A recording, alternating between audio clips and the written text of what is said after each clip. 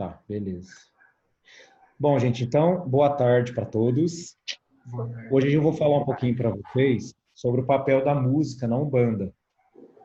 Eu fiz alguns estudos, li algumas coisas legais que eu achei na internet, depois, até se vocês quiserem, eu posso compartilhar com vocês, mas sem o intuito de ser um professor exímio no assunto, né? Então, quem quiser contribuir durante a aula, por favor, fiquem à vontade. Eu vou dividir a aula em alguns tópicos, nós vamos começar falando de cada assunto separadamente, até a gente juntar tudo no final, tá bom? Então, vamos lá.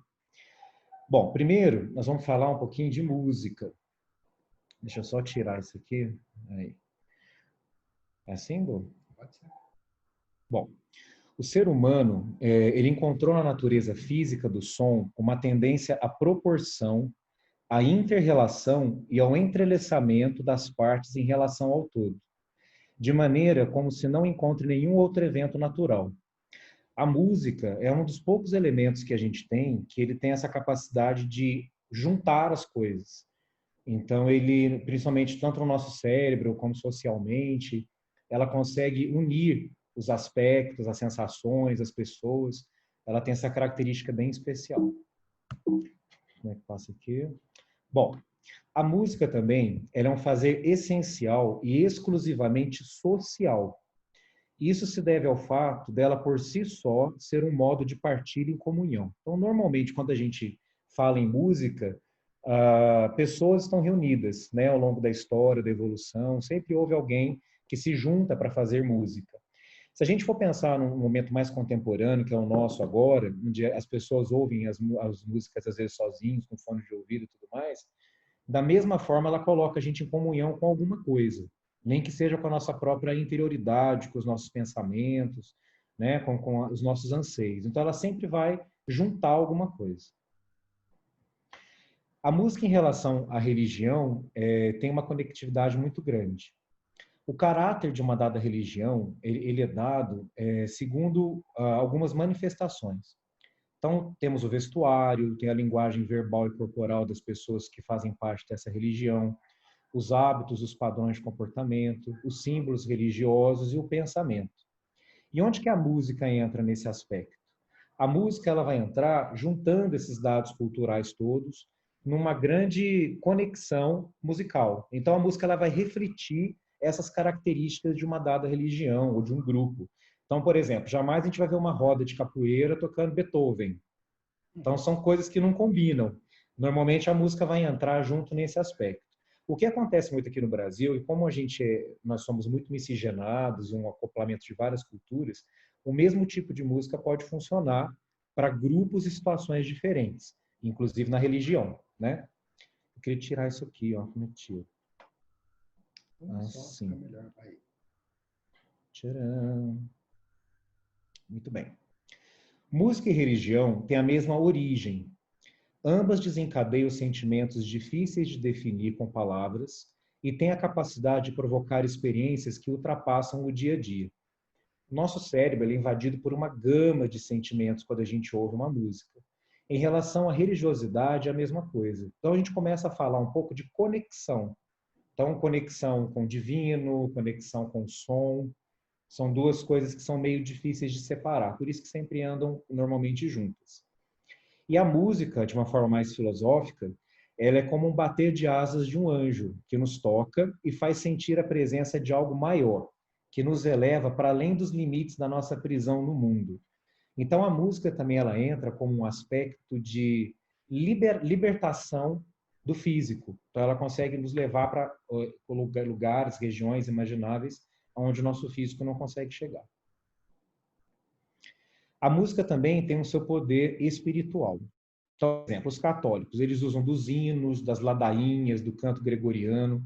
E se vocês observarem, cada um desses três aspectos, que são exemplos apenas que eu dei do catolicismo, tem em si características completamente distintas também.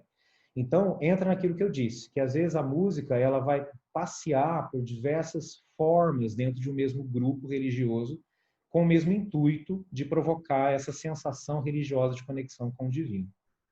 No caso dos evangélicos, a gente já fala mais na música gospel, né? Outro exemplo que a gente tem também nos cultos orientais, que nós vamos ter os mantras, a meditação. os xamãs, né, os nossos irmãos xamãs. Tem mais, né, na parte mais ao norte, na América, mais para cima ali no México, os tambores são bastante utilizados, já que na parte mais da América do Sul, a gente tem aquelas flautinhas também, que são usadas para produção de música, no Chile, no Peru, né? E, finalmente, os cultos africanos, que tem relação com o que a gente vai chamar de pontos cantados, e os sons tribais, que são sons viscerais que vêm da natureza e que o homem tem uma tendência de reproduzir e para poder se conectar. Aqui eu trouxe um videozinho falando sobre música e religião. Ele é rapidinho, vou colocar para vocês. Ah, peraí. Aqui? Assim? Ótimo. Então vamos lá.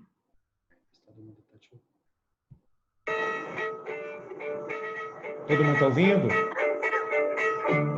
A música, ela é nada mais é do que um som, né? Então, a gente capta esse som pela nossa via auditiva primária, né? Faz todo o caminho do ouvido, faz todo o caminho que tem que chegar até a área do cérebro que interpreta esse som. Por alguma razão, nós, seres humanos, somos capazes de dar um valor a esse som quando ele tem algumas propriedades, né? Então, não é a mesma coisa que uma buzina, mas uma música ela tem uma cadência, ela tem um ritmo, ela tem uma harmonia, ela tem uma melodia.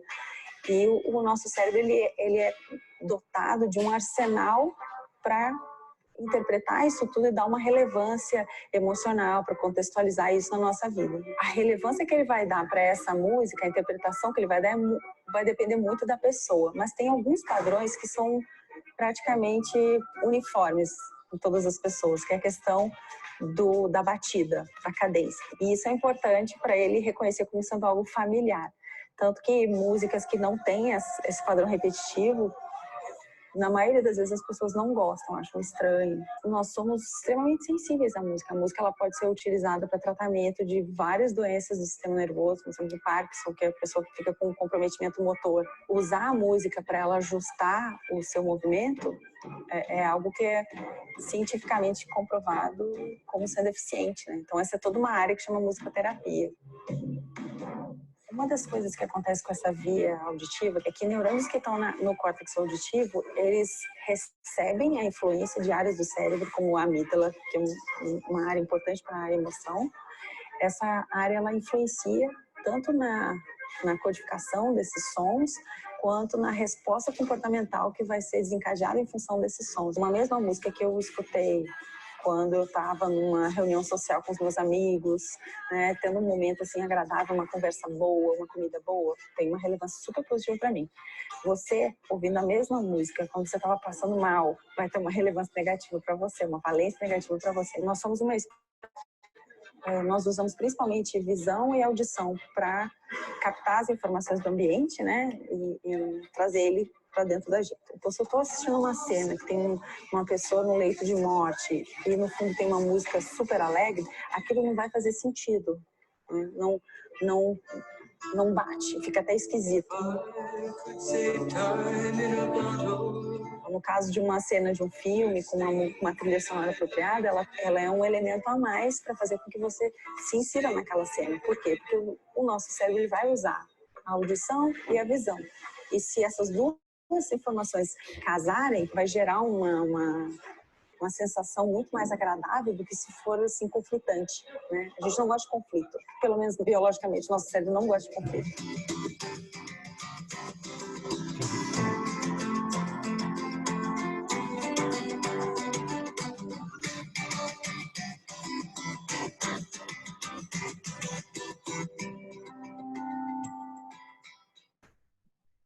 Muito bem.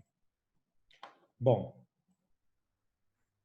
o que é o som, então, gente? O som é uma vibração que ele vem pelo ar, então ele pode ser produzido por um instrumento, pelas cordas vocais, e ele vai ser direcionado para os nossos ouvidos e vai ser recebido pelo cérebro e ser interpretado, como vocês viram aí no vídeo, o que a gente vai chamar de percepção humana. Vixe, um passarinho acabou de bater aqui no ouvido, tadinho. Ri pro passarinho.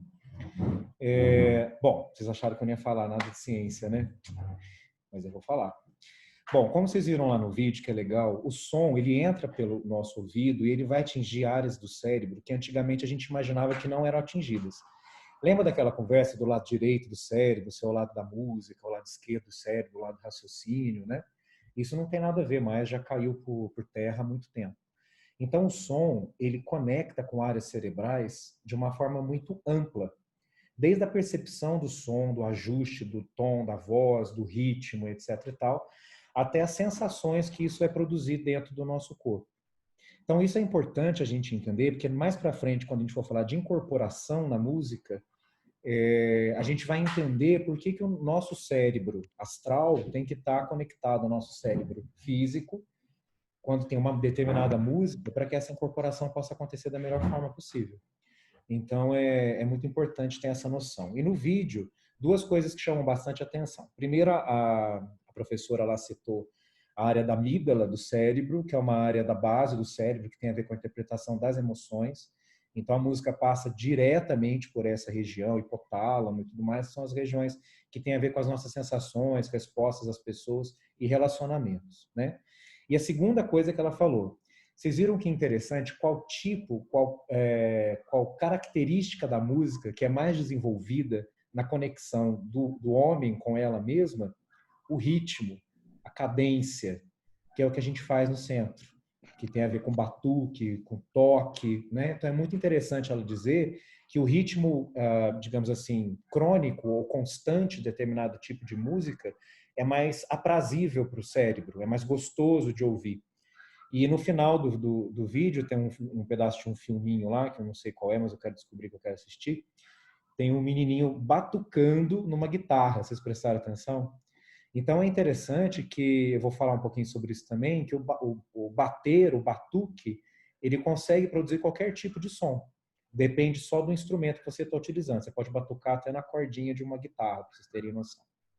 Bom, então depois que teve essa percepção humana, o que pode acontecer? A música, ela transborda, ela vai além da sensação individual de cada um e ela pode gerar uma percepção de grupo, onde todas as pessoas vão estar conectadas pelas mesmas sensações geradas por aquela música. E isso faz com que a música nos leve para uma experiência conjunta. Esse é o ponto principal da relação da música com os grupos de pessoas. E na Umbanda não é diferente. Na Umbanda a gente não faz música para comunicar algo necessariamente às outras pessoas, mas para a gente viver juntos uma experiência. O fazer musical, ele tem um sentido de partilha, de comunhão, e não somente de comunicação. Por isso que ela é tão importante dentro da nossa religião. Consegue tirar esse negocinho daqui? Arrasta tudo isso lá para cima. E ele não fica petitinho no cantinho assim? Beleza, então vamos nós. Agora vamos falar um pouquinho de música e incorporação. Sem envolvimento, a música atua como um medicamento a ser ingerido, mas que não foi ingerido. Ouvir a música é totalmente diferente de se envolver pela música. Então, eu vou tentar explicar isso dando exemplo de um visitante ocasional no terreiro. Então, tem aquela pessoa que vem, que não é da nossa corrente, e que entra na consulência e tal, e quer incorporar. Então, a pessoa começa a estertorar, a dar sinais de incorporação. Estertorar, para quem não sabe, é aquela barulheira que a gente faz de tossir, de querer vomitar, aquilo lá chama estertoração. Para que essa pessoa consiga ter uma incorporação, ou que esse estertorar tenha relação com o sentido que ela foi buscar naquele lugar, é importante três coisas. Primeiro, ela tem que ter um impacto do ambiente social, então ela tem que estar confortável naquele ambiente, isso energeticamente falando, tá? Tem que ter o desejo dela estar lá, então não é só ir fazer graça lá na frente do pessoal da corrente para mostrar que sabe incorporar. E a música. Aonde que a música vai entrar nisso? A música, ela cria uma tela vibracional aonde o impacto social, desejos, olhares, todos os sentimentos que estão rolando naquele momento ali, eles estão repousando nessa tela musical. E dependendo da forma que essa tela musical se movimenta, a sensação e a resposta das pessoas vai mudar. Um exemplo que eu li, que eu achei super legal, dando o exemplo do marinheiro. Por que que as músicas de marinheiro remetem a essa situação mais divertida, mais do dia a dia, mais de comemoração, de bar, etc e tal? Porque o movimento do marinheiro é um movimento meio trôpego, né? De quem está meio embebedado e tal. Então, imagina essa tela musical onde o marinheiro está caminhando por cima e ela está balançando igual as ondas do mar. Aí ele não vai conseguir caminhar da forma correta, ele vai ficar trôpego, que a gente fala, né? Bamboleando. Então, é essa tela que eu quero que vocês entendam. Dependendo do que estiver acontecendo naquele momento musical, é como se o chão agisse secundário àquela forma vibracional. No processo de incorporação, a gente tem alguns passos, né? Isso de uma forma didática. Claro que isso não acontece sequencial, tem várias ordens que isso pode acontecer, mas normalmente é assim. Você tem um estado de alteração de consciência, né? Então, quando você altera a sua consciência, a abrangência dessa consciência, do médium, ela vai em direção a outra pessoa. Pois não? Alguém quer perguntar alguma coisa? Não? Quando a consciência, então, ela altera, ela vai alterar de tal forma que ela abrange a consciência dos outros. A gente chama isso de alteridade da consciência. É quando você vai ter uma conexão com as outras consciências presentes. E aqui, mais um videozinho, prometo que é o último, que vai falar um pouquinho de incorporação. Ele vai falar de coisas que a gente já sabe, mas só para a gente contextualizar, tá bom? Vamos lá.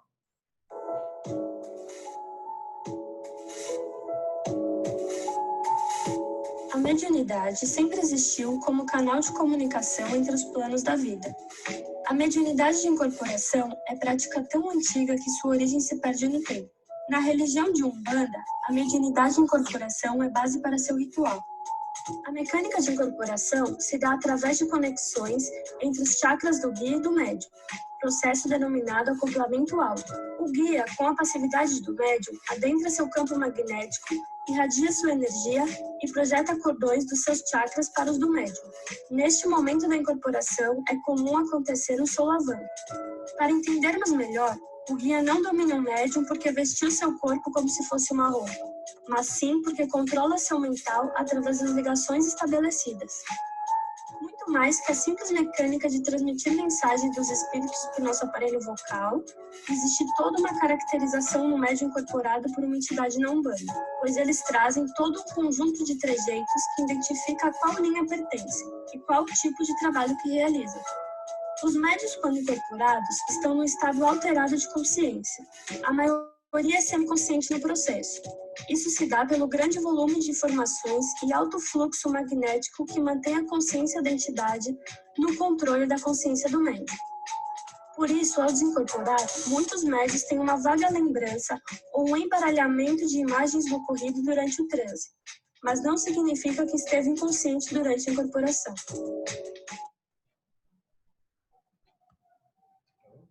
Parei. Eu quero passar para o próximo. Espera aí, galerinha. O que eu passo aqui?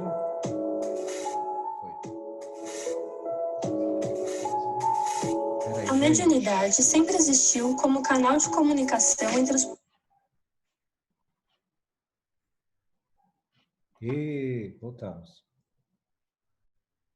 Bom, o que eu quis dizer naquele videozinho anterior, na verdade, é demonstrar que a incorporação é uma conexão de elementos, de chakras, né, de vibrações. Então, nós vamos, só para chamar atenção para esse ponto.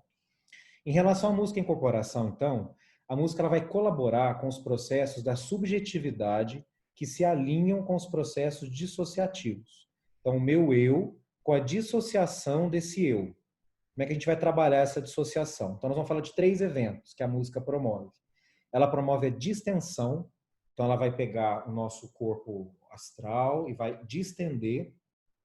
Ela trabalha com deslizamento, que é a hora que vai haver o desacoplamento dos nossos corpos astrais, e associação, que é quando a gente vai se relacionar com outro corpo. Como é que isso acontece? Então, a gente tem a reorganização entre as identidades, sem a fragmentação ou ruptura delas. Eu consigo, dentro dessa tela musical que eu expliquei para vocês, dessa energia gerada, essa vida gerada pela energia, conviver no mesmo lugar com mais de uma identidade sem que a gente dissocie. Eu consigo uma ramificação natural na qual os elementos do meio são incorporados como nutridores dessa personalidade que eu vou começar a desenvolver durante o processo de incorporação. Então, essa tela também, ela permite que os outros elementos naveguem dentro desse aspecto energético sem se dissociarem.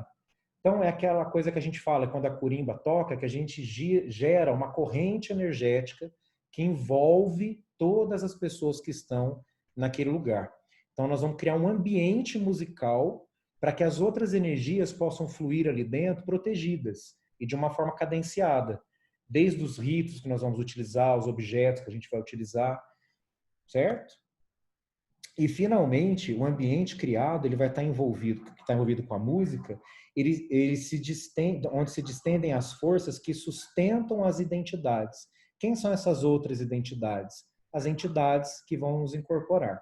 Então, dentro desse ambiente que a música cria, a gente consegue conviver a nossa personalidade, a personalidade da entidade que está vindo, os trabalhos que estão acontecendo, os ritos, os elementos, toda essa mistura, esse caldeirão de coisas envolvidos e sustentados na malha que a curimba vai criar com a música. Então, essa é a grande importância da música, uma delas, né, dentro da incorporação. A música ela vai operar em 3 etapas distintas no processo. Então, ela vai colocar a estrutura psicofísica, nosso corpo físico, mental, espiritual, em condições de incorporar. Ela vai começar a vibrar o nosso corpo para que a gente consiga desacoplar, por exemplo. Então, ela vai distender a organização das identidades, ela vai predispor ao movimento molecular, movimento espiritual, e ela vai auxiliar no esforço da entrega controlada. O que é a entrega controlada? A incorporação consciente. Quando a gente tem um ritmo, um som norteando o trabalho, nosso cérebro fica conectado a esse som. Então, ele facilita a nossa manutenção da consciência, sem que a gente entre num estado de incorporação inconsciente. Para que a gente possa permitir isso, a gente teria que dissociar isso do som, da interpretação do som, e aí a gente consegue ficar inconsciente. Só que isso hoje em dia a gente sabe que é muito mais raro, né? Tem a fase da incorporação, a etapa da incorporação musical, que é quando o nosso corpo, a pessoa, o médium se entrega ao ritmo.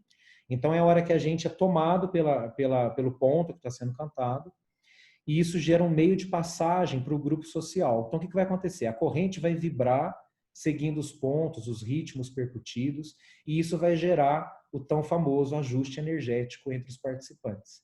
Então, isso vai fazer com que aquela gira ganhe uma característica incorporativa tal do orixá que vai comandar ou da falange que vai comandar. Então, por meio da música, a gente vai, não garantir, mas vai facilitar que somente caboclos incorporem, somente exus incorporem, que as energias não fiquem bagunçadas naquele momento. Ela também proporciona o deslizamento entre as identidades, como eu já falei, então ela facilita o acoplamento, né, espiritual.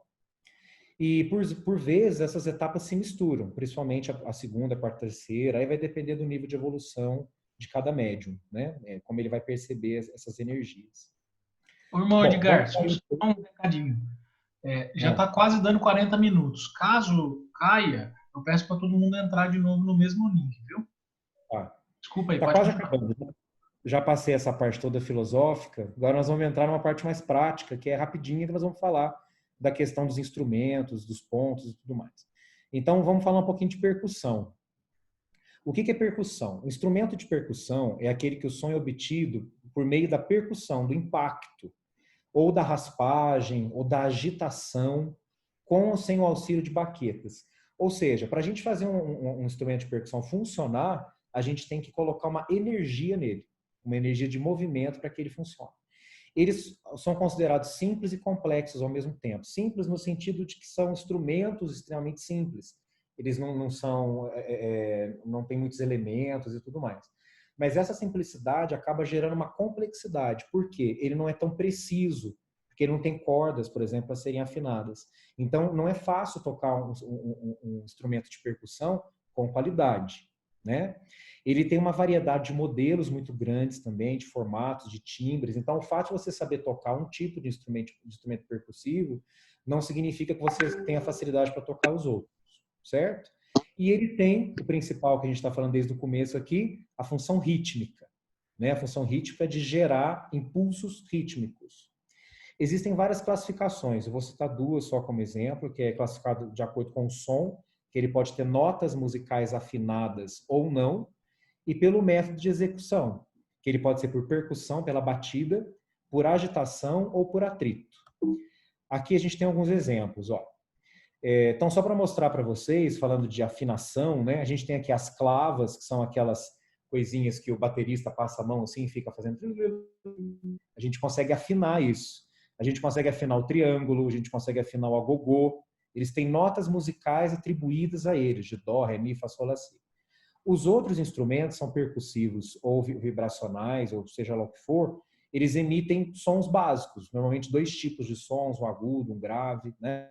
Mas para a gente não perder muito tempo, eu só vou chamar a atenção para uma coisa aqui do reco-reco, que está aqui, que é a nossa querida macumba, que acho que tinha que colocar ela aqui, né? Então ela é um instrumento de raspagem, que provavelmente dela que evoluiu o reco-reco, mas a gente vai ficar preso aqui e conversar sobre o atabaque, que é um instrumento que interessa para nós. O atabaque é um tipo de tambor e ele é classificado como membrafone. É uma membrana em cima de um cone que você bate e é a membrana que faz o som. Só a membrana, por isso que é membrafone. É membranofone, muito bem. Os primeiros relatos de tambores, ele vem de escavações arqueológicas do período neolítico, que é da idade da pedra polida, de 8.000 a 5.000 a.C. Por que eu estou falando disso, né? Porque é nessa época que aconteceu o desenvolvimento das primeiras sociedades agropastoris. Então, olha que interessante. Quando o homem deixou de ser nômade e começou a criar cidades e agrupamentos, a música começou a aparecer. Então, talvez como forma de divertimento, talvez como forma de se passar do tempo, mas em muitos casos, na tentativa de imitar os sons da natureza, para atrair os animais ou para espantar os animais. Então, aí está demonstrando, como eu falei no início, que a música está sempre junto com a gente, né? No início, era um pedaço de tronco de árvore enfeitado, coberto com pele de réptil, de peixinho, para fazer barulho. E os primeiros relatos vêm da Morávia, que é essa regiãozinha aqui do mapa, ó, da Europa Central. E é engraçado, eu coloquei isso para a gente pensar que depois isso foi passando para a Europa Oriental, seguindo a minha setinha aqui, ó, e ela foi parar lá na região da Mesopotâmia, da Suméria, do Egito, que são os lugares que a gente tem contato com essas músicas ancestrais. Então, quando a gente ouve falar de música ancestral, normalmente vem à nossa mente, né, essas civilizações orientais, Egito, Suméria, Mesopotâmia, né? Então, os tambores, como são conhecidos hoje, começaram a vir de lá. Eles são usados também para festas populares, para transmissão de imagens e nos ritos religiosos. Então, tem o exemplo da China, que há mais de 2.000 anos usam em rituais, em casamentos. No Japão, numa das religiões, no shintoísmo, que eles usam para homenagear o coração da Mãe Terra. Nos Estados Unidos, com os indígenas, né, que eles associam os batuques à força vital, que simula os batimentos do coração, as contrações uterinas, e os xamãs, que usam para invocação de espírito, para cura contra as forças do mal, comunicação entre o céu e a terra, que já é um uso mais próximo de nós aqui, né? E também outros exemplos, no voodoo, no budismo, no hinduísmo, os tambores estão em todos os lugares. Nos cultos de matriz africana, ou até mesmo indígena, que a gente tem um pouquinho também, né? Nós vamos nos ater falando do candomblé e da umbanda, e mais particularmente da umbanda. Então a gente usa o atabaque, que é um tipo de tambor, que ele tem origem árabe, ele em árabe se escreve at-tabak, significa prato, e ele foi introduzido na África por mercadores. África, mercadores, tá vendo como veio lá da Morávia, do centro da Europa? Então ele vai girando ao redor ali na Mesopotâmia, Turquia, onde tem os grandes mercados, e foi levado até a África para ser utilizado lá. Lá ele tem vários nomes, aqui um exemplo da nação Angola, pode ser chamado de ilus, de angombas, engombas, tá? Os atabaques. E o material dele é madeira, que originalmente é vindo de uma árvore africana, que é a gameleira, a gente tem gameleira aqui no Brasil também, que está relacionado com Xangô, então com a justiça, com a força. Os aros de metal, que vão envolver essa gameleira para dar o formato ao atabaque, que tem a ver com as forças de Ogum e Exu, de proteção e força. E o couro de Oxóssi, que nos conecta com a natureza, da onde vieram os sons que foram imitados e daí vieram os batuques, né? Existem 3 tipos de atabaques na Umbanda e no Candomblé. A gente tem o rum, que é o maiorzão, que está aqui, que em Yorubá significa voz ou rugido. Ele tem um som mais grave, então ele faz o solo e as variações melódicas dos pontos cantados. É através dele que as energias chegam no terreiro. E ele tem a cadência mestre da gira. Então ele que vai ditar o toque que vai ser colocado, o ritmo, a velocidade desse toque. Por quê? Porque ele atrai o maior patamar das vibrações espirituais para os trabalhos que vão ser realizados ali. E por isso ele é conhecido como puxador. Tá? Temos o rumpi, que é o médio. Em Yorubá, rum quer dizer rugido e pi imediatamente, ou seja, o rugido que segue imediatamente depois do rum. Ele tem um som médio e ele tem a função de fazer a manutenção do ritmo e manter a harmonia. Então, ele é o atabaque que vai manter a cadência constante do toque que for iniciado pelo rum. Aí o rum vai ficar com liberdade para fazer as variações, os repiques e etc. e tal. Ele também tem função de sustentação da energia do trabalho e função de proteção. Então, ele vai impedir que energias subam ao contrário até o rum e atrapalhem essa movimentação que está vindo do astral. E temos o lê, ou lé, que significa pequeno, que tem um som mais agudo, e ele é usado pelos iniciantes, que normalmente ele segue a batida do rumpi. Em alguns casos, em terreiros onde a curimba já é bem evoluída, o lê pode ser usado também para inovações de batuque, para dar mais floreios, digamos assim, né? Vamos lá. Lembrar que os atabaques são objetos sagrados, então isso é muito importante. Eles foram preparados, firmados e cruzados no terreiro. Então, teoricamente, eles não devem sair do terreiro. No nosso caso em especial, como a gente não temos ainda um terreiro para chamar de nosso, a gente movimenta os nossos atabaques com uma certa frequência, né?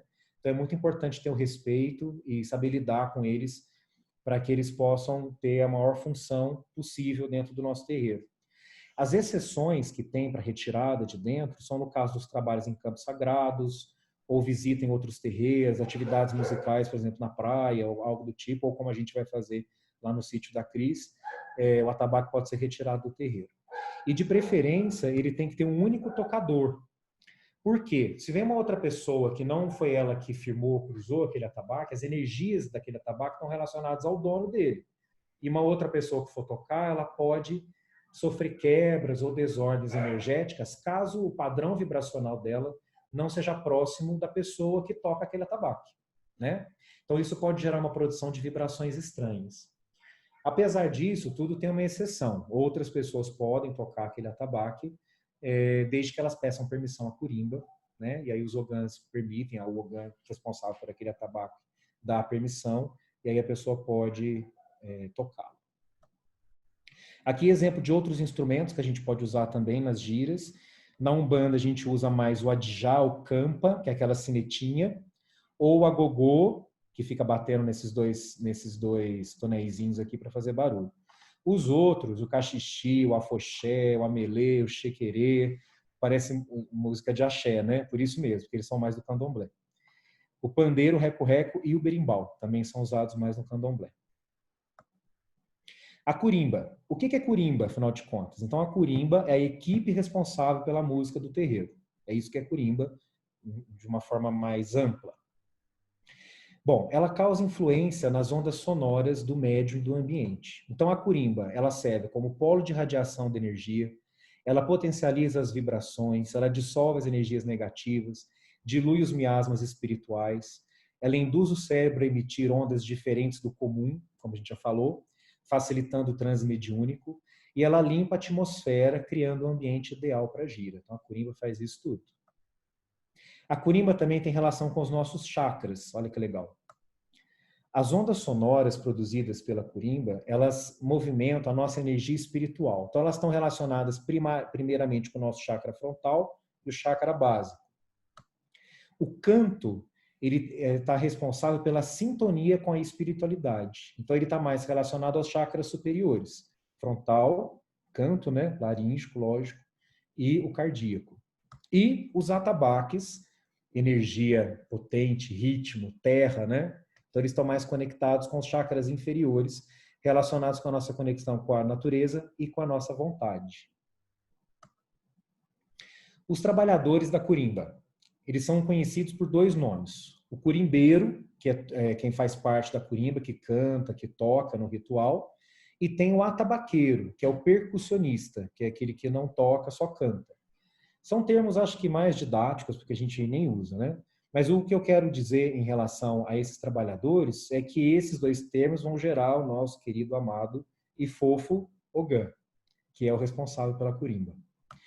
O Ogã também vem de Gá, de Yorubá, né, do Yorubá, que quer dizer senhor da minha casa ou dirigente. Então é importante a gente lembrar que o Ogã ele tem função de sacerdote também.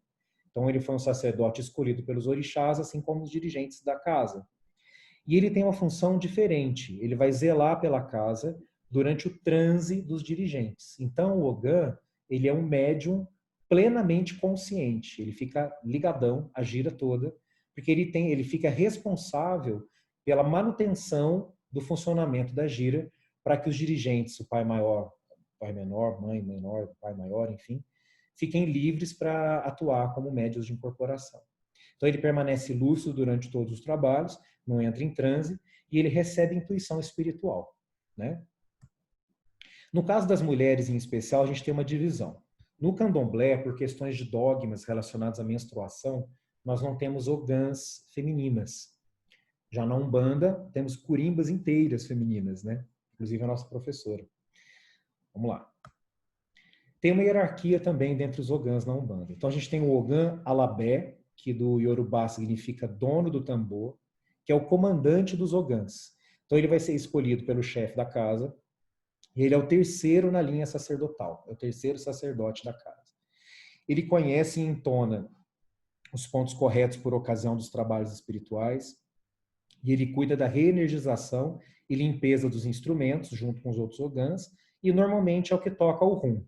Isso também não é uma obrigação. Se esse ogã que foi escolhido para ser o alabê toca melhor o lé, toca melhor o rumpi, ele vai tocar e a energia vai entrar no terreiro por aquele atabaque que ele escolher, tá bom? Outros tipos de ogã. Então a gente tem o ogã calofé, que é o que toca o atabaque, marca o ritmo adequado dos pontos. Então são os outros ogãs, digamos assim, que vai substituir o alabé em caso da sua ausência. A gente tem o ogã berê, que é o iniciante, que no começo ele só toca, nem canta até ele aprender os toques. Temos o ogã auxiliar, que é o que vai tocar aqueles outros instrumentos que eu mostrei para vocês. Tem o ogã de canto, ou ogã curimbeiro, que ele é responsável pelos pontos cantados. Ele não precisa necessariamente tocar o atabaque. E, hierarquicamente, ele está ao mesmo nível do calofé. O ogã principal pode ter todas essas funções acumuladas, é claro, né? E em relação à mediunidade, né? Muito se discute, ou pessoas não acreditam que o ogã tenha mediunidade. Então, às vezes, ele não é tratado como deve, com respeito devido dentro de um terreiro, porque as pessoas associam ele somente ao som, à música. Mas existe, claro, uma mediunidade relacionada ao ogã, e ela tem um nome super bonito, ó. Mediunidade de lucidez artística musicista. Chique, né? Como é que funciona isso? Bom, o ogã, ele tem a ativação do chakra laríngeo, que está aqui na meiuca, ó, do desenho, e os chakras secundários braquiais, do ombro, cotovelo, punho, mãos. Essas regiões, elas vão ser irradiadas, iluminadas pelas forças astrais, para que elas se tornem canais de transmissão dessa energia. Através dessa transmissão energética, o ogã ele consegue fazer com que os membros da gira conectem, façam um elo de ligação com as entidades de luz que eles vão trabalhar. Isso não impede que o ogã tenha outros tipos de incorporação, né, de mediunidade. Então, por exemplo, mediunidade de incorporação. Normalmente ela não é muito marcante. Por quê? Porque o ogã não tem que ficar incorporado, ele tem que ficar acordado tocando a curimba. Quando acontece essa incorporação, na grande maioria das vezes é sob forma de irradiação dos guias, então não tem animismos, né? E sempre que o ogã sentir necessidade de incorporação, ele tem que pedir licença para a curimba para poder sair. Então não dá para sair e deixar a curimba de lado. E existem os ogãs que têm outras mediunidades, de cura, de clarividência, de intuição. Então eles não é impeditivo de ser médium incorporativo e ser um ogã. Tá acabando, viu, gente? Os pontos cantados se chamam curimbas. Então, a curimba significa ponto cantado. Eles estabelecem um padrão vibratório antes, durante e depois das giras. Então, eles respondem pela firmeza espiritual da casa. Eles geram elos entre os médiuns, guias, mentores espirituais, os guardiões e os orixás. Então, eles vão auxiliar o médium na incorporação. Eles vão ser responsáveis por trazer também mensagens, orientações e alertas, e também para abrir portais energéticos, em casos de pontos específicos, tá? Também a atração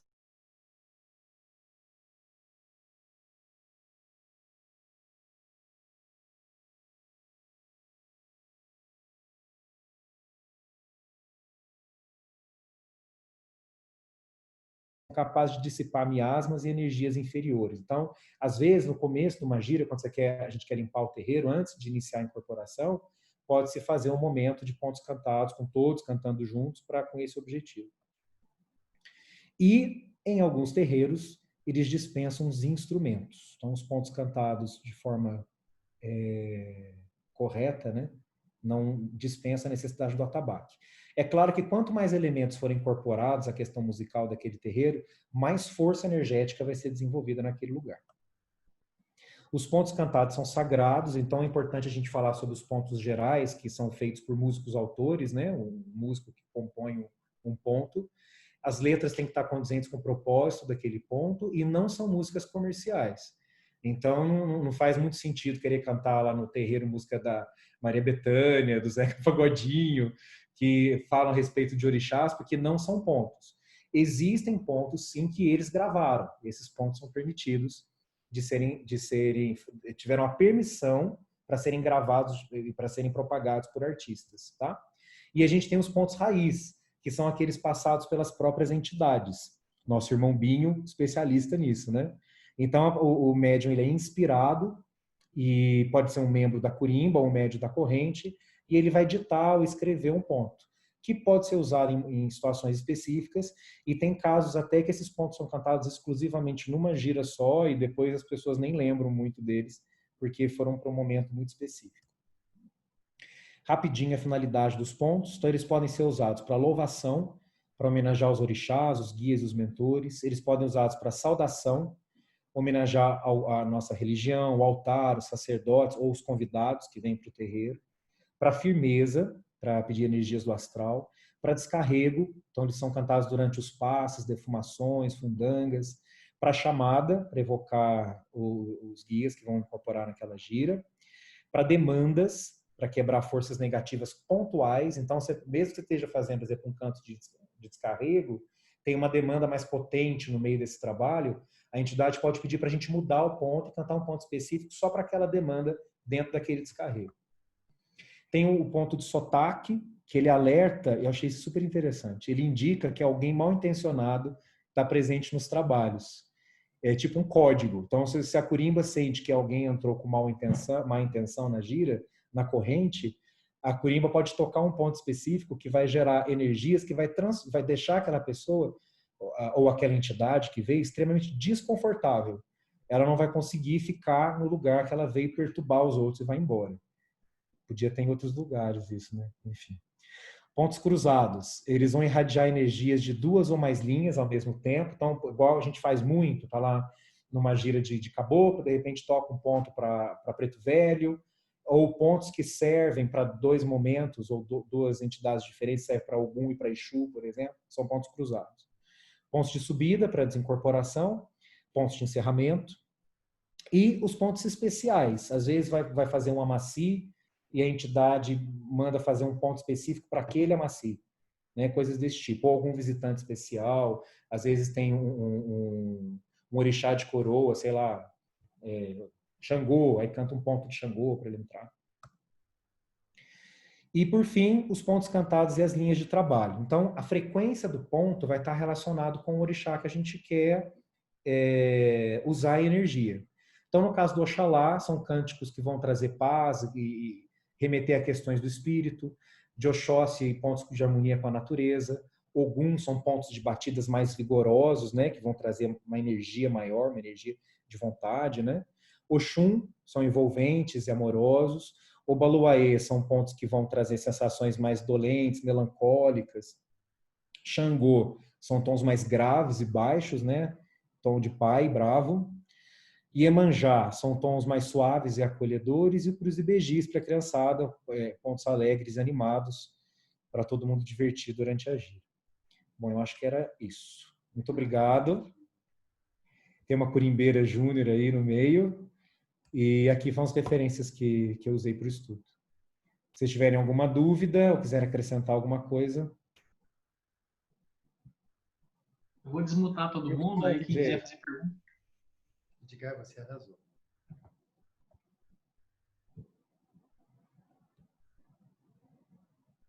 Eu vou dar uma dica nerd, já que ninguém está fazendo pergunta. Ó.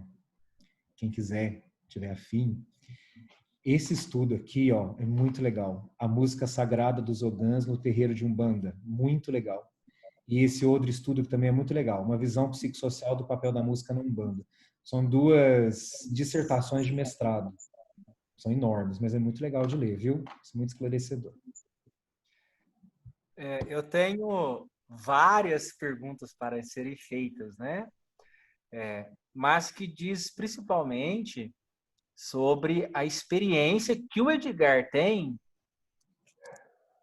baseado nesse estudo que ele fez para nós, né? Então, eu gostaria, Edgar, que você compartilhasse conosco as suas percepções, as suas experiências, ou melhor dizendo, o seu feedback, como que você consegue perceber energia e utilizar a curimba para causar alguma alteração.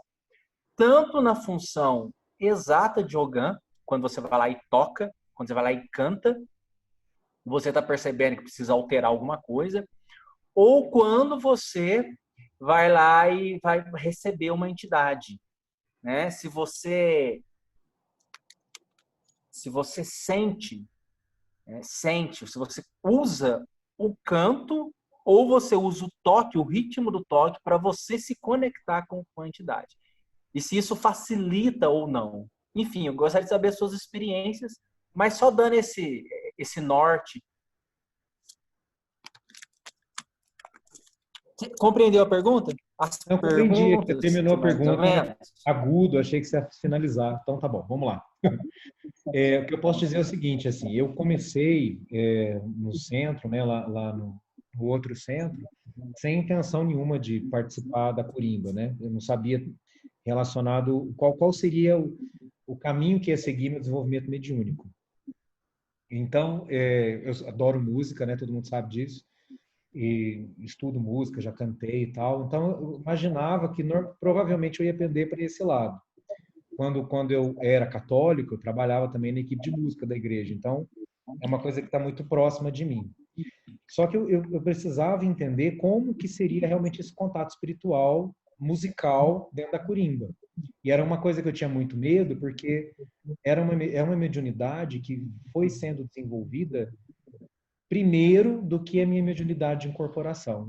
Então, a gente tem uma ideia, quem não é Ogã, muitos devem ter, que é esse preconceito que eu falei lá durante a aula, de que o Ogã não é médium, de que ele não tem relação com a incorporação.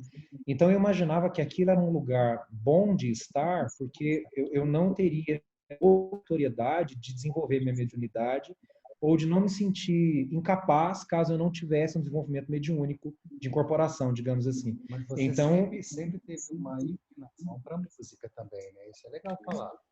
Você é uma pessoa que sempre se conectou muito. Você sempre se conectou muito com música.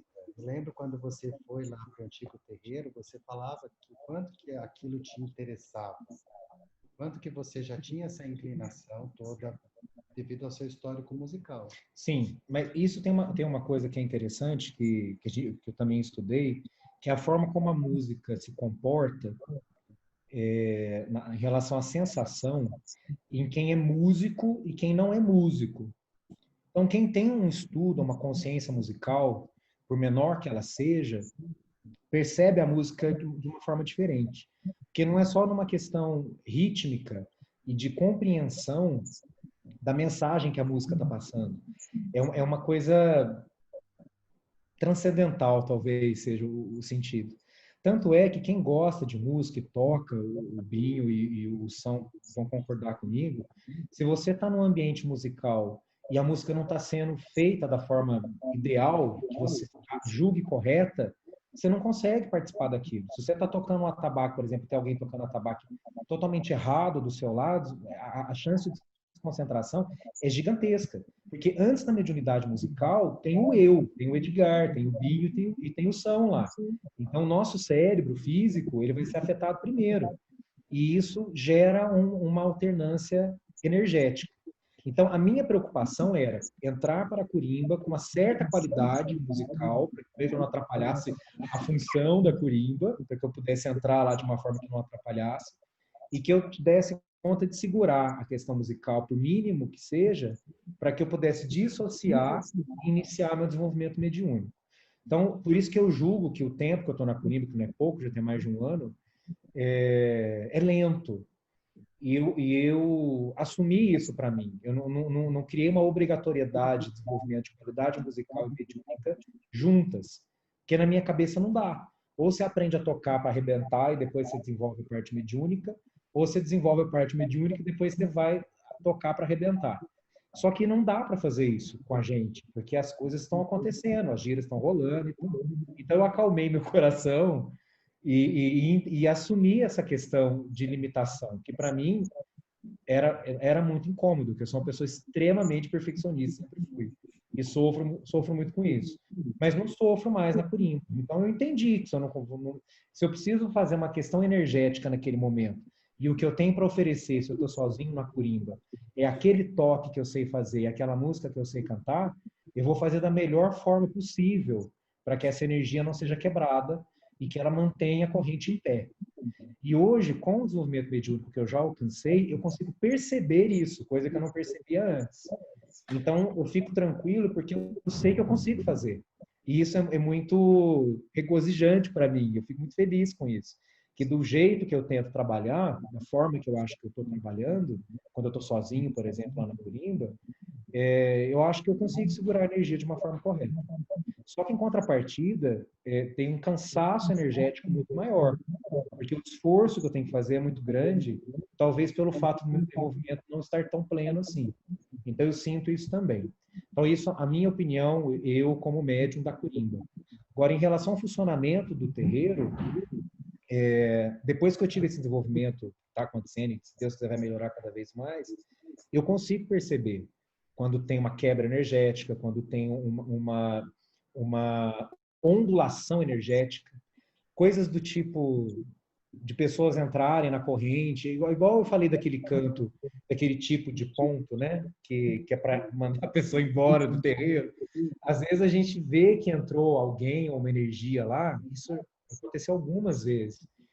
E até nós tivemos exemplos na Curimba de pessoas que estavam incorporadas, que não eram da corrente, que vieram pedir pontos, etc. e tal, de uma forma jocosa e totalmente errada. E você fala, meu, o que está vibrando aqui não é para entrar aqui, aquela vontade que a gente tem de mandar a pessoa embora, né? Então a gente pode fazer um canto e tornar a presença dela lá ruim, insuportável, ao ponto dela ir embora. E isso é sensacional. Olha que massa a gente poder fazer isso com música, não é legal? E outra coisa que eu sinto também, que é importante para todos aqui que estão ouvindo, é que quando o grupo todo participa, mesmo quem não sabe cantar, que esteja batendo palmas. Vocês estão fazendo música, porque a gente está falando de ritmo. E é o ritmo que manda, não adianta.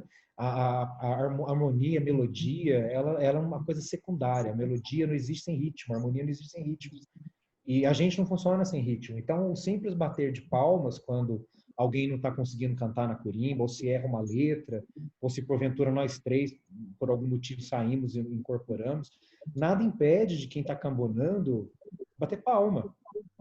Às vezes eu sinto um pouco de falta disso na nossa situação lá. As pessoas ficam preocupadas em se interiorizar, muitas vezes, durante o trabalho, e não é um momento para interiorização, é um momento de sustentação da corrente. E isso é muito visível. E não é só quem toca que percebe, todos os médiuns sentem isso, a gente senta no final para conversar, né? e fala, nossa, uma hora lá eu passei mal, uma hora eu tive uma loucura. Isso é variação energética. A pessoa não conseguiu sustentar a energia.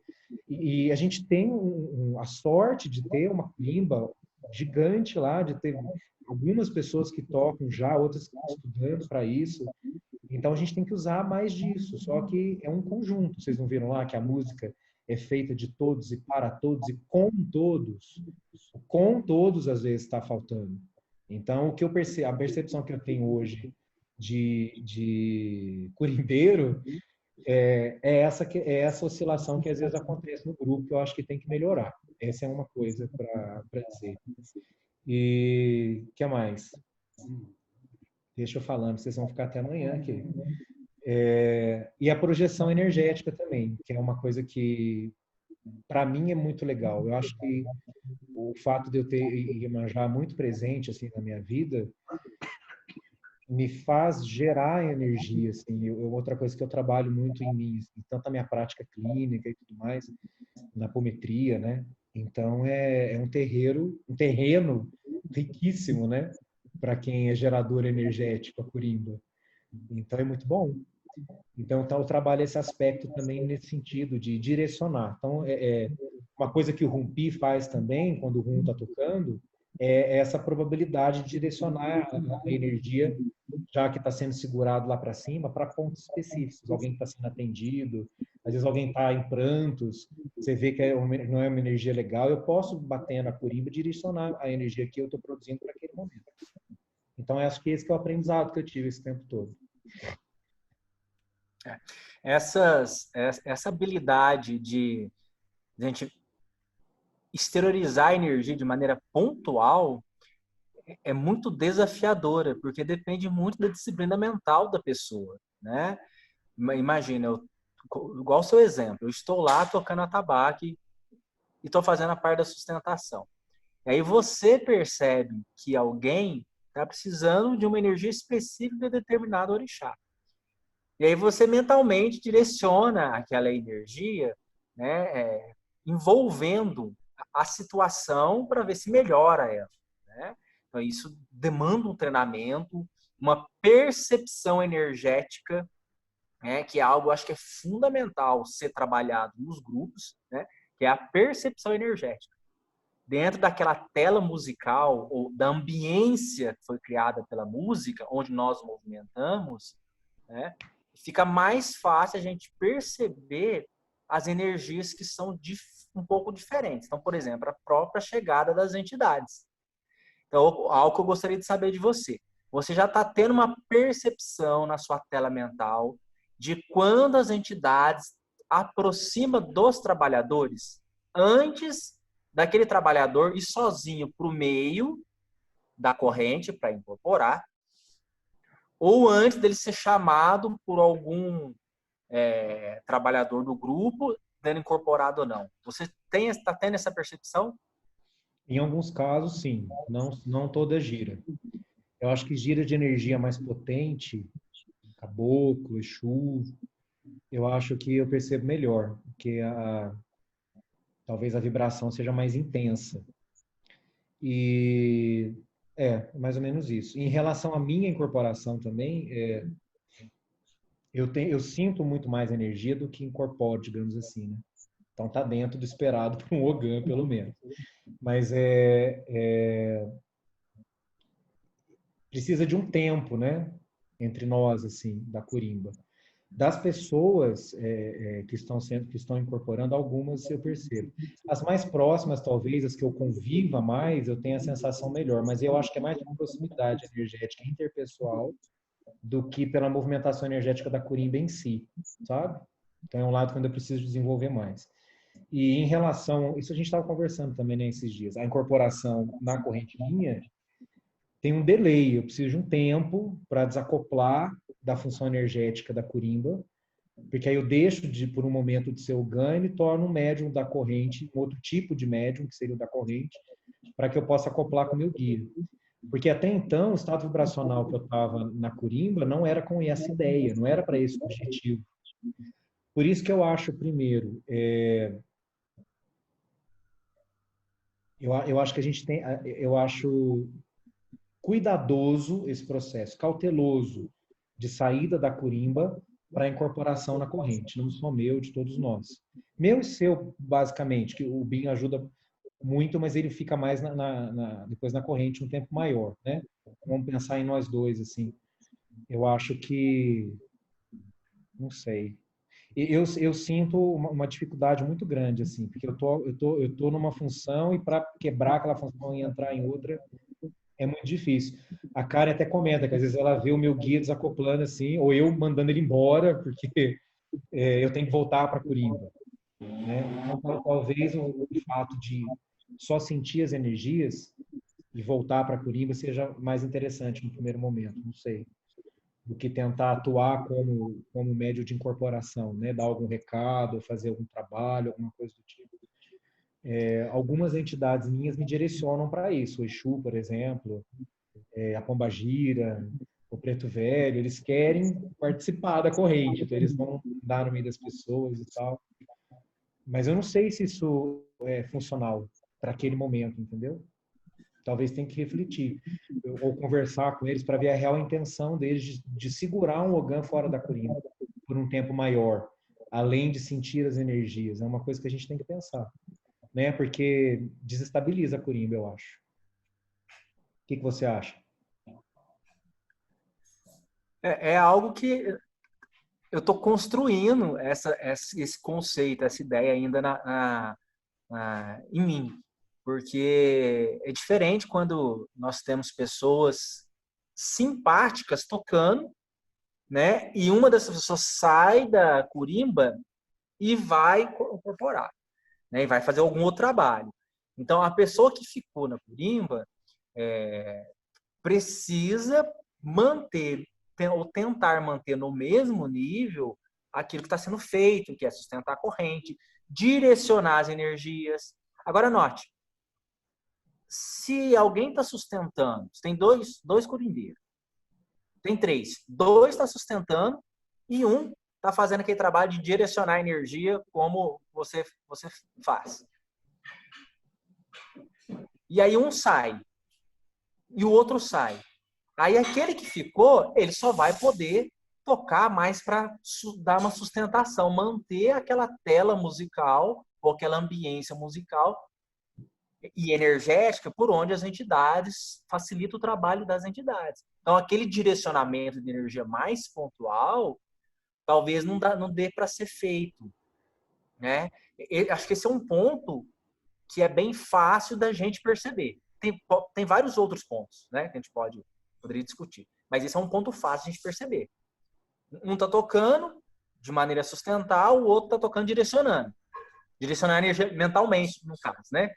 Muitas vezes, eu acho, não sei se você acredito que você faça isso.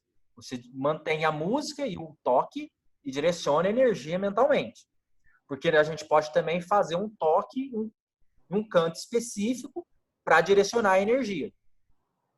O que geralmente isso é feito nos outros toques, né? nos outros grupos, nos outros terreiros. O pessoal muda o ponto e muda o toque para algo específico. Mas precisa ser feito necessariamente assim? Não. Pode ser feito da forma como nós já conversamos, né? Você direciona a energia mentalmente para aquilo que está acontecendo ali. Né? Então, é algo ainda eu estou construindo. Eu não sei lidar exatamente com isso. Né? Mas no final das contas, da parte prática, você vai lá e toca. Eu estou lá no Cunis, eu vou tocar e vou cantar um ponto. Né? Parece que a gente acaba ficando meio no automático, né? Não, eu vou tocar e cantar o que eu tenho mais facilidade, porque é onde às vezes a gente consegue sustentar melhor a energia. Então, eu utilizo o aspecto técnico, físico, para sustentar o aspecto energético. Eu faço isso. É meio parecido mesmo, é isso mesmo. Bom, estamos alinhados, né? Então a gente precisa construir melhor isso aí, né? Debater mais sobre isso.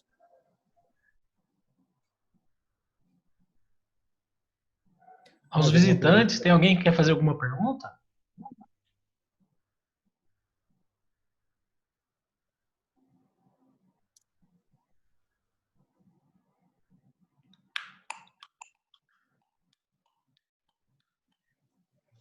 Gente, eu tenho várias coisas para debater aqui junto com o Edgar, tá? Então, eu não sei se é para encerrar, se vocês vão querer encerrar, se outras pessoas vão querer fazer perguntas, porque senão nós vamos debatendo aqui até...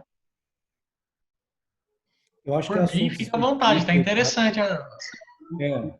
conversa. Então as pessoas ficam vendo a gente conversando aqui, tipo, né? Live dos curimbeiros. Pois é. Então, tem alguma... Já que ninguém está fazendo pergunta, eu gostaria de expor algo que eu acredito que a gente precisa melhorar, e você já percebeu, o Edgar já percebeu, que nós estamos tendo, ao meu ver, na minha percepção energética, uma dificuldade de iniciar o processo de sustentação dos trabalhos, que é na hora que a gente começa. Na hora que a gente vai fazer aquela parte da gente, olha, vamos criar uma ambiência energética, a corrente, vamos fortalecer a corrente. Vamos fortalecer a corrente. Então, esse é o momento que o grupo, todo mundo teria que estar preocupado ou ocupar a mente em se conectar com os trabalhadores e não se preocupar se vai receber a entidade ou não, né? Então, esse para mim é um ponto, eu acho que a gente, como Curimba, precisa trabalhar melhor isso. Que é quando já iniciar todo aquele processo, a liturgia, para fazer a sustentação. Então, um exemplo, eu pego muito pensamentos discordantes. Então, eu digo, gente, será que isso é meu? Mas não é, porque isso está me invadindo. Né? Tá vendo na mente, que às vezes algum nível de irritação, né? Muitos pensamentos discordantes, de questionamento em relação à própria gira, e sentir as entidades. E eu fico atormentado mentalmente. Às vezes eu me questiono, será que as entidades estão permitindo para que essa informação venha a mim dessa forma? Para poder dar uma balizada, para poder expor isso, a gente precisa trabalhar na sustentação. Tem um momento para iniciar o trabalho, tem um momento para fortalecer a corrente ali e depois preocupar com o trabalho propriamente dito de incorporação. Eu não sei se você tem essa percepção, mas eu estou te perguntando se você tem, se você compartilha disso, como é que é? Qual que é a sua visão? Eu acho que essa percepção é geral, né? Não é só minha, só sua. Eu acho que a gente podia ficar um tempo maior cantando os pontos no começo, sabe?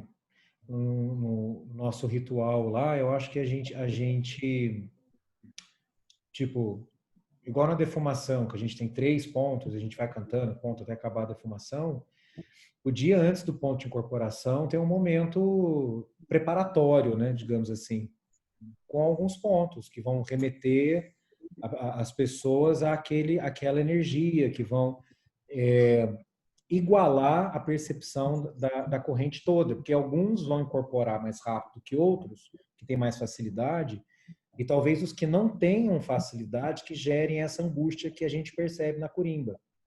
Entendeu? Que ficam assim, nossa, mas e aí? Será que eu já tenho que começar a me preparar? Já tenho que começar a me conectar com a minha entidade desde já, para eu conseguir incorporar a hora que me colocarem lá no centro da corrente e tal. E isso gera uma angústia, que é o que a gente percebe na Curimba, porque não tem uma coesão energética. Então tá todo mundo, alguns já estão conectados naquele ciclo energético que está rolando e uns estão meio assim.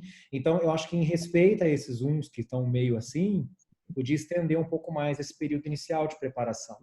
Talvez cantar uns 4 a 5 pontos. Uma alternativa que a gente pode fazer, relacionado a exatamente isso que você está colocando, seria a gente cantar para os orixás, pelo menos para 7 linhas, né? É uma colocação que vários terreiros fazem, né? E é na abertura e dá uma sustentação. A gente pode pensar nisso. O Binho já tinha comentado sobre isso já, para a gente colocar no ritual de abertura. Mesmo ficando um pouquinho maior, é totalmente compreensível para a consulência e até para a gente mesmo ter esse implemento aí do próprio ritual. Uma coisa que eu sinto falta também, Gustavo, além da questão musical, é da questão de movimentação também. Né? Igual a gente brinca no final quando vai dar o abraço dado, que a gente fica de um lado para o outro assim, né, para ficar ritmado, digamos assim, não tem essa coisa no começo, né? Das pessoas baterem palma, de bater os pés, que a maioria dos terreiros tem. Eu acho que isso gera também um componente energético de ritmo junto com a movimentação. As duas coisas andam juntas, né? Então, talvez isso facilite a conexão. Não a conexão entidade-médium, mas a conexão médium-médium, para que nós, entre nós, nos conectemos, né? Que a energia, para que a energia fique semelhante, fique lisa. E aí, daquele ponto, a gente parte para a etapa seguinte. Seria uma opção para os orixás. Concordo. Não aumentar muito o tempo da gira. E a gente pode também, se a gira começar a ficar muito longa, nos preocuparmos e, de repente, rodar algumas pequenas outras coisas para compensar o tempo total da gira. Enfim, na mata e tal, né? Para a gente não sair muito tarde. Não, eu não me preocupo com isso. Eu prefiro melhorar a energia que vocês estão colocando do que fazer isso. Perfeito, eu concordo também com tudo que você disse. Eu concordo com o Gustavo, foi de Edgar disso também. A parte da saudação eu acho muito importante. Eu acho até que já deveria estar fazendo. A parte da saudação, além de... Você vai se conectando, como o Edgar falou. Alguns vão estar mais conectados, outros vão estar mais voados. Mas com essa parte da saudação, facilita e ajuda muito nessa parte de conexão. E a parte da palma, a palma eu acho tão importante quanto o atabaque. Porque se não tiver o atabaque só na palma, você consegue levar uma gira tranquilamente. E a força dela é uma força tão grande que a pessoa se interage na palma sem perceber. Eu vou dar um exemplo. Você está num show, num teatro, por exemplo, o cara tá falando lá, fazendo a sua apresentação, você tá conversando com seu amigo do lado, você nem percebe. De repente, termina a apresentação, todo mundo começa a bater palma, você bate palma junto sem saber o que aconteceu. Então, isso é um poder que a palma tem de te fazer você entrar em contato ali com aquela conexão que está presente no momento. Além de ajudar na curimba, ela ainda força os consulentes também a bater palma, o que ajuda muito também para manter a cadência, manter a energia, a vibração ali da gira. Muito interessante. E parabéns, Edgar, excelente palestra. Obrigado.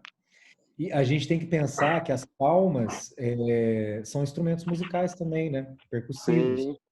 Então, a gente transforma tudo numa grande curimba, né? Acho que é uma forma mais fácil, na verdade, das pessoas se conectarem com a questão musical, pensando ainda no tema da palestra, seriam as pessoas cantarem juntas. Eu vou dar um exemplo nosso. Como é importante a gente saber alguns pontos específicos, meio que de cor, né? Quando a gente vai fazer a abertura da gira de Exu, quando a gente canta Apaga a Luz, Acende a Vela, por exemplo, é uma coisa impressionante, porque todo mundo sabe esse ponto e todo mundo canta junto. Parece que, gente, vocês não têm noção o que a gente vê lá no meio de vocês, assim, é uma explosão de luz, assim, é uma coisa muito maluca. E eu fico mais engraçado ainda, porque a gente vê essa coisa tão iluminada, tão alta, numa gira de Exu, que a energia é mais baixa, né? Mas eu vejo uma coisa gigante, arrepia tudo, né? Assim que a gente fala quando ouve uma música legal, que arrepiou tudo.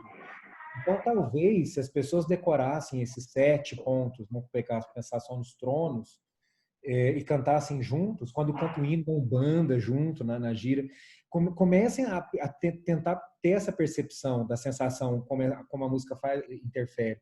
E aí a gente joga a vibração lá para cima. De repente, para esse momento conjunto, aí entra esse momento que o São falou das pessoas começarem a se preocupar, a se conectar, a energia faz assim, ó, e concentra toda na curimba. Aí é só a gente lá no negócio, entendeu? E às vezes a gente também não dá conta, sei lá, ou é pouco. Então, talvez a manutenção dessa energia por mais tempo, entrando com o canto dos orixás, ajude a manter mais alto o negócio. Talvez facilite os trabalhos, até acelere os trabalhos, porque a energia vai estar rodando melhor, né? Então, já está decidido já. Vocês já podem começar. Se reúnam, por favor, e já insiram todas essas recomendações que vocês estão dando. Tá? Ô, Gustavo, passar aí para você cobrar mais das pessoas que não estão na curimba e não estão incorporadas, passar para você, como dirigente, tem autoridade e autonomia para fazer isso com qualquer um dos irmãos. Eu vejo muito no começo, é uma beleza, o Edgar falou, todo mundo cantando, Depois incorporou, às vezes a pessoa incorpora, desincorpora e fica lá. Não bate palma, não canta. Você tem que ter no fundo ali, que é uma obrigação. Você não tem incorporado, não está componendo, canta e bate palma. Tem que ser obrigatório, olha uma corimba eu já vou citar logo a mais top de todos para mim. Uma corimba do São Luís, você não vê um médio sem cantar. Eu acho que se não cantar, acho que é tiro do corrente. Então, por que é bonito? Porque todo mundo entendeu que é obrigatório e que ajuda no fortalecimento da vibração. Então, eu acho que os irmãos tinham que ter um pouquinho de consciência, que nós não tiver, e se esforçar principalmente para decorar os pontos e cantar na hora que não tiver incorporado. Combone pode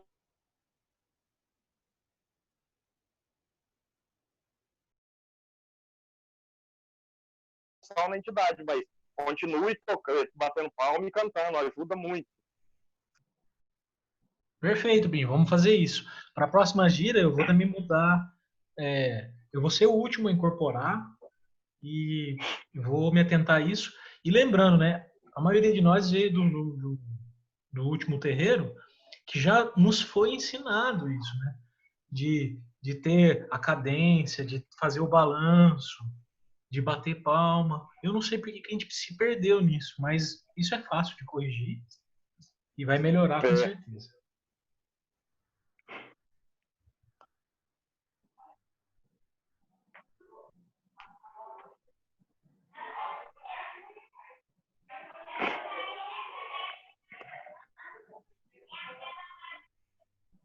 Alguém tem mais algum ponto, alguma colocação?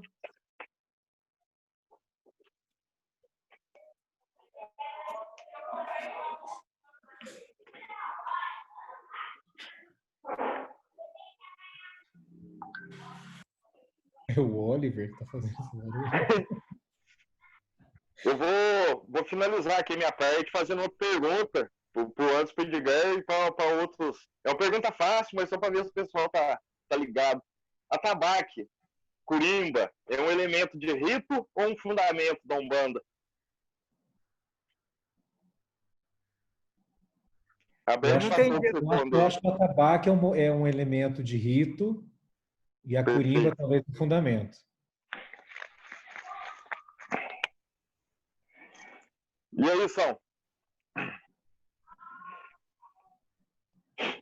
Olha, do ponto de vista conceitual, eu não vou saber distinguir isso, não. Eu vou dar uma resposta de João sem braço, né? Sai pela tangente. Eu hoje, a percepção que eu tenho é o seguinte: o que está sendo utilizado como rito-liturgia, como todos os elementos, eles realmente estão sendo úteis? Eles estão facilitando o trabalho e a percepção energética dos trabalhadores e facilitando o trabalho das entidades? Né? A resposta foi pela tangente, né? Porque se a gente responder sim, está facilitando, então a gente pode colocar como algo fundamental para aquele grupo. Né?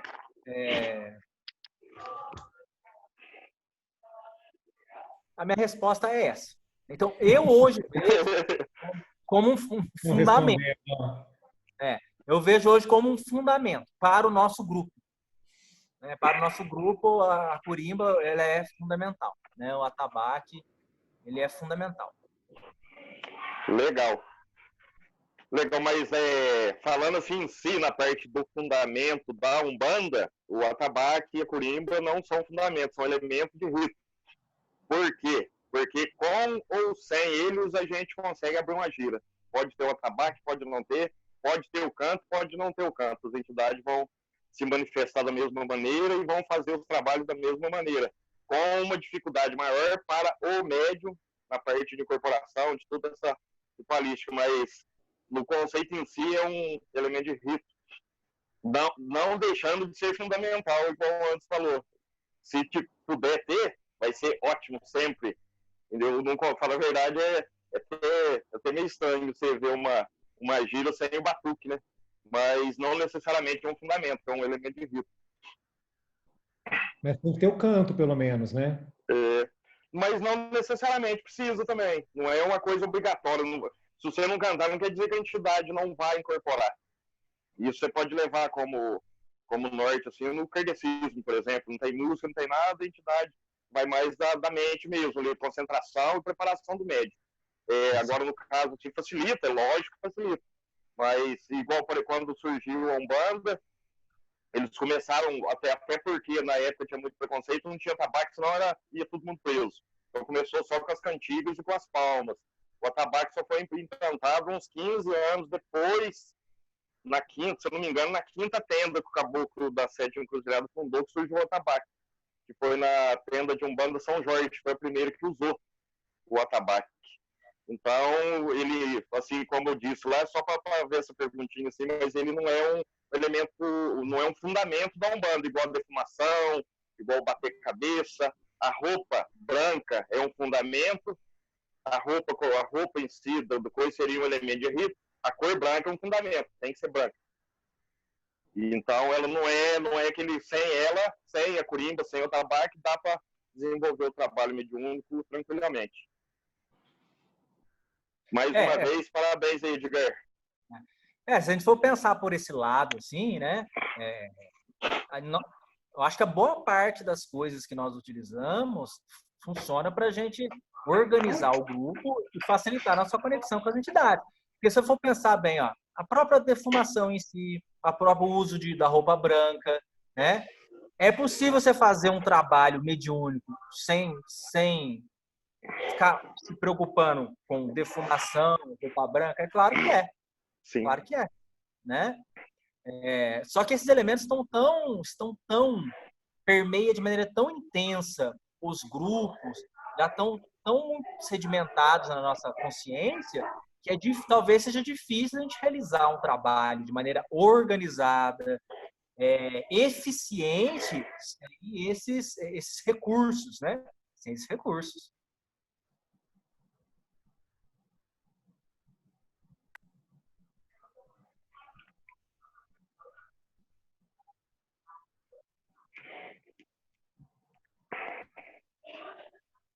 Acho que não.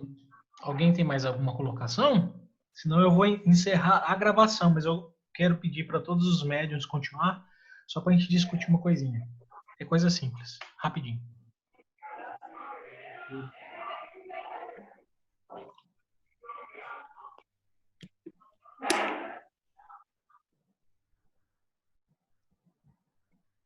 Tudo bem, então. Então, eu quero deixar aqui meu agradecimento e o da mãe Cristina. Excelente palestra, veio engrandecer e a somar muito. Muito obrigado de coração, irmão. Parabéns. Vai ficar registrado e gravado para a gente assistir novamente, porque foi uma excelente palestra. Obrigado.